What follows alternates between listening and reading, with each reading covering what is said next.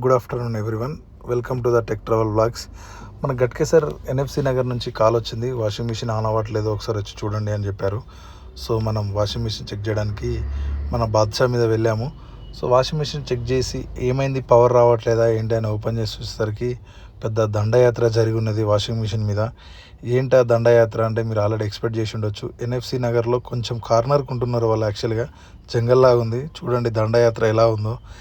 ఎలుకలే కదా అని మనం వాటిని చిన్న చూపు చూస్తాం. చిన్నప్పుడు చెప్తుంటారు ఎలుకల్ని తిట్టొద్దు, తిడితే ఇంకెక్కువ డ్యామేజ్ చేస్తుందని.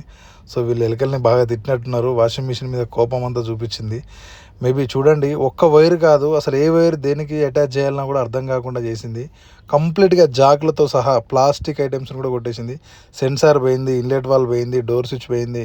బోర్డు వరకు రాలేదండి, బోర్డుని ఒకదాన్ని వదిలేసింది, మిగతాది మొత్తం కంప్లీట్గా కొట్టేసింది. సో కస్టమర్ కూడా చూసి షాక్ అయిపోయాడు. ఏంటన్నా ఇది పని చేస్తుందా లేదా అని అడిగాడు. ఖచ్చితంగా చేస్తుందన్న, చేపిద్దాం. కింది వరకు వెళ్ళింది, మోటార్ దగ్గర కూడా కంప్లీట్గా కొట్టేసిన ఎలుకలు. సో వైరింగ్ అంతా చేంజ్ చేయాల్సి వస్తుంది.